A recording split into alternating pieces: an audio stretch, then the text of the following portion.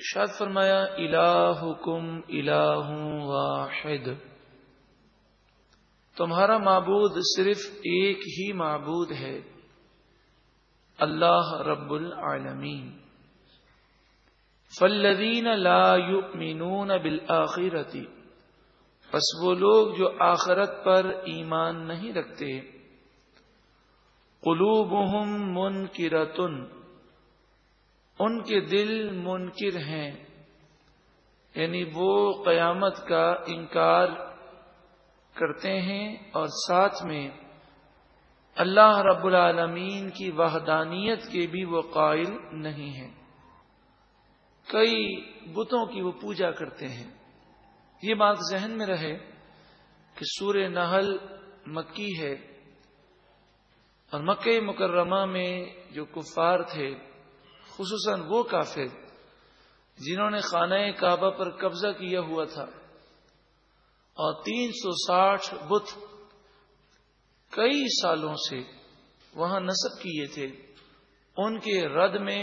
ان کی مذمت میں یہ سورہ مبارکہ نازل ہوئی۔ وَهُمْ مُسْتَكْبِرُونَ، اور یہ متکبر ہیں، تکبر کرتے ہیں۔ لا جرم، یقیناً، ان اللہ یعلم ما یسرون، بے شک اللہ تعالی جانتا ہے جو وہ چھپاتے ہیں، وما یعلنون، اور جو وہ ظاہر کرتے ہیں اسے بھی اللہ تعالی جانتا ہے۔ انہ لا یحب المستکبرین، بے شک اللہ تعالی تکبر کرنے والوں کو پسند نہیں کرتا۔ تکبر کی کئی قسمیں ہیں۔ جو شخص کافر ہے، چاہے وہ کتنی ہی عاجزی سے پیش آئے، لیکن وہ متکبر ہے، کیونکہ عاجزی حقیقی ہوتی تو اللہ کی جناب میں وہ جھک جاتا اور نافرمانی نہ کرتا۔ اسی طرح جو ظالم ہے وہ بھی متکبر ہے، اسی طرح جو گناہوں پر ضد کرنے والا ہے وہ بھی متکبر ہے۔ اگر عاجزی ہوتی اور اپنے آپ کو اللہ کے سامنے عاجز بندہ سمجھا ہوتا تو کبھی گناہوں پر وہ ضد نہ کرتا۔ اس کے علاوہ یہ بھی تکبر ہے کہ انسان اپنے آپ کو دوسرے سے افضل سمجھے، یا اس کو یوں سمجھیے کہ کسی کو اپنے آپ سے کمتر سمجھے، یہ بھی تکبر ہے۔ اللہ تعالی ہر قسم کے تکبر سے ہم سب کو محفوظ فرما۔ یہاں تک کہ مفسرین محدثین فرماتے ہیں کہ کوئی شخص نمازی ہو، پرہیزگار ہو، اور اس کے سامنے کوئی گناہگار شخص آ جائے، یہاں تک کہ کوئی ہیروئنچی ہو، چرسی ہو، بھنگ پینے والا ہے، گناہگار ہے، سیاہ کار ہے، تو اس موقع پر بھی اپنے آپ کو اس سے افضل سمجھنا اور اس کو حقیر سمجھنا، اسے علماء نے تکبر قرار دیا۔ اب یہاں پر یہ سوال پیدا ہوتا ہے کہ بڑی عجیب بات ہے، ایک طرف تو ہمیں یہ حکم ہے کہ جو گناہ ہیں گناہوں سے نفرت کی جائے، اور دوسری طرف یہ حکم ہے کہ کسی کو اپنے آپ سے کمتر نہ سمجھا جائے۔ تو مفسرین نے اس کا یہ جواب دیا، فرمایا نفرت گناہوں سے ہوگی، اس کی ذات سے نہیں ہوگی۔ پھر یہ سوال پیدا ہوا کہ گناہوں سے نفرت ہو، ذات سے نفرت نہ ہو، یہ کیسے ہو سکتا ہے؟ تو اس کی مثال وہ یہ دیتے ہیں کہ کوئی حسین جمیل شخص ہو، بہت ہی خوبصورت ہو، یوں سمجھیے کہ بادشاہ کا شہزادہ ہو، جس سے رایا بڑی محبت کرتی ہے، وہ کیچڑ میں گر جائے اور سر سے پاؤں تک وہ گندا ہو جائے۔ مفسرین یہ سوال کرتے ہیں کہ بتائیے کہ آپ کو کیچڑ سے نفرت ہوگی کہ اس شہزادے سے نفرت ہوگی؟ تو کہا شہزادہ تو شہزادہ ہے، اس کی ذات سے نفرت نہیں ہے، بلکہ اس وقت ہم اپنے ناک جو بند کر رہے ہیں وہ اس بدبو سے کر رہے ہیں جو بدبو اس کے جسم پر لگی ہے۔ فرمایا مومن مسلمان ہماری آنکھوں کا تارا ہے، ہمیں اس سے محبت ہے، مگر ہمیں نفرت ہے، ہم اپنی ناک اس گندگی سے بند کر رہے ہیں جو گندگی اس پر لگی ہوئی ہے۔ اصل نفرت اس گناہوں کی گندگی سے ہے، اس کی ذات سے نہیں ہے۔ دوسری بات، کوئی بندہ کتنا ہی نیک ہو، اپنے آپ کو کسی سے افضل سمجھ ہی نہیں سکتا، اس لیے کہ پہلی بات تو اسے یہ نہیں معلوم کہ میرا انجام کیا ہوگا، کہیں شیطان نے مجھے بہکا دیا اور میں گناہوں میں پڑ گیا۔ تو انسان کو اپنی آخرت اور اپنے ایمان کی فکر ایسی لاحق ہوتی ہے مسلمان کو کہ وہ اپنے آپ کو کسی سے افضل سمجھ ہی نہیں سکتا۔ دوسری بات، اس کے ذہن میں یہ خیال پیدا ہو جائے کہ ٹھیک ہے، اس وقت یہ گناہگار ہے سامنے والا شخص، مجھے اس کے گناہوں سے نفرت ہے، لیکن اللہ تعالی اسے توبہ کی توفیق دے دے اور یہ سچی پکی توبہ کر لے اور نیک اور پرہیزگار بن جائے، اور ہو سکتا ہے کہ نیک اور پرہیزگار بن کر مقام و مرتبہ حاصل کر لے، اور میں اپنی عبادت پہ غرور کرنے کی وجہ سے کہیں مجھے شیطان ایسا گناہوں میں ملوث نہ کر دے کہ اللہ تعالیٰ مجھ سے ناراض ہو جائے۔ اس لیے بندے کو ہر وقت عافیت طلب کرنی چاہیے۔ کسی گناہگار شخص کو دیکھے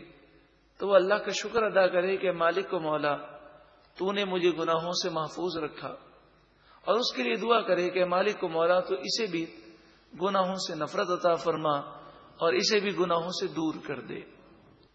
وَإِذَا قِيلَ لَهُمْ، اور جب ان سے کہا جائے ماذا انزل ربکم، تمہارے رب نے کیا نازل کیا، یہاں مراد یہ کفار ہیں کہ کفار مکہ سے جب لوگ پوچھتے کہ تمہارے رب نے کیا نازل کیا، ہوتا یہ تھا کہ جب اسلام کی دعوت مکہ مکرمہ سے باہر پہنچی تو جب حج کا سیزن آتا تو مختلف عرب کے قبائل حج میں اپنے نمائندے بھیجتے، اور وہ سفیر ہوتے، وہ نمائندے ہوتے، ان کی ذمہ داری ہوتی کہ وہ تحقیق کر کے اس قبیلے والوں کو بتائیں کہ جس شخصیت نے نبوت کا دعویٰ کیا ہے کیا وہ سچے ہیں۔ یہ معلوم کرنے کے لیے قبائل بھیجتے، جیسا کہ گزشتہ درس میں آپ سن چکے کہ ولید بن مغیرہ یہ کافر تھا، اس نے اپنے کئی آدمی مقرر کیے تھے جو پورے مکے میں پھیلے ہوئے تھے، خصوصاً راستوں میں، اور لوگوں کو بہکاتے، اور خصوصاً جو لوگ سفیر ہوتے، نمائندے ہوتے، ان کو پکڑ پکڑ کر کہتے کہ ان سے ملاقات بھی نہ کرنا، یہ ایسے ہیں ویسے ہیں۔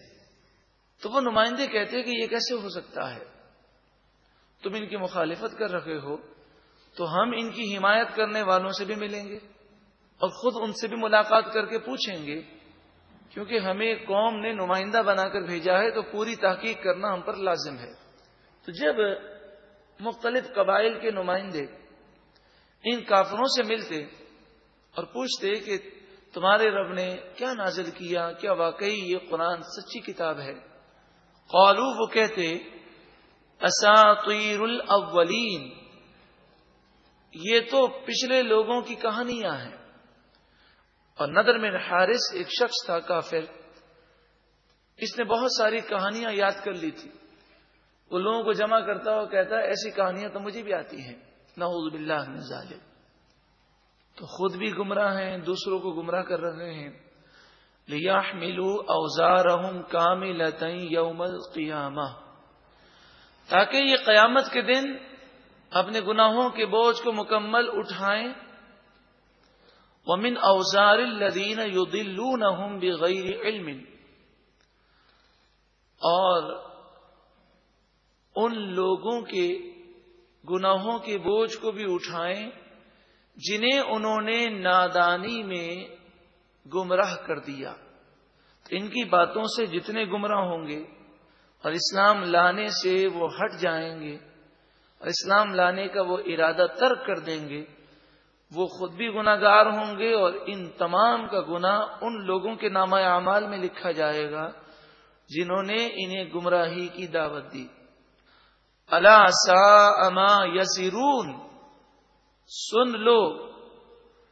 یہ بہت ہی برا بوجھ ہوگا جو وہ اٹھائیں گے۔ اس میں نصیحت ہے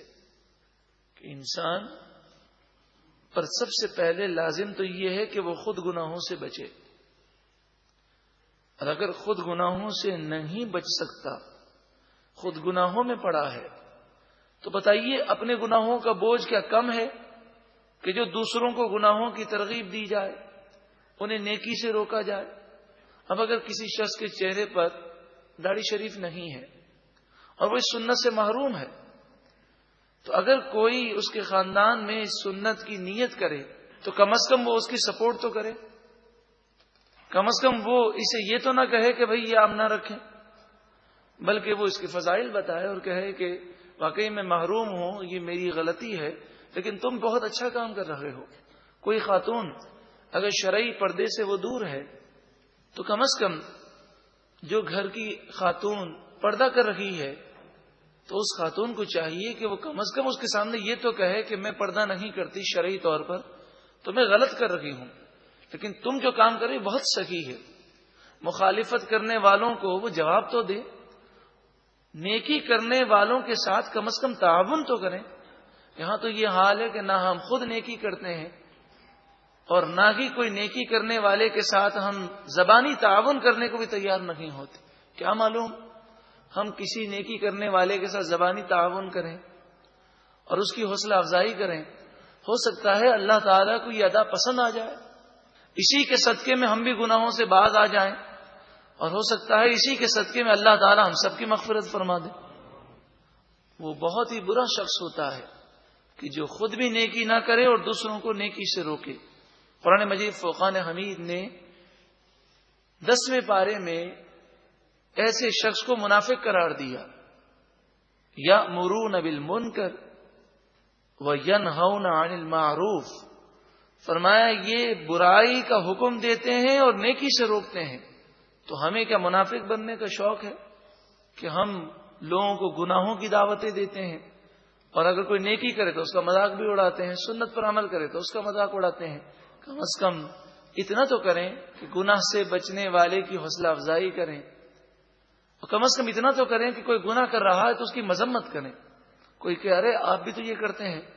تو کہیں میں بھی غلط کرتا ہوں، اور تم جو کر رہے ہو تم بھی غلط کر رہے ہو۔ جو غلط ہے اسے کم از کم غلط تو تسلیم کیا جائے۔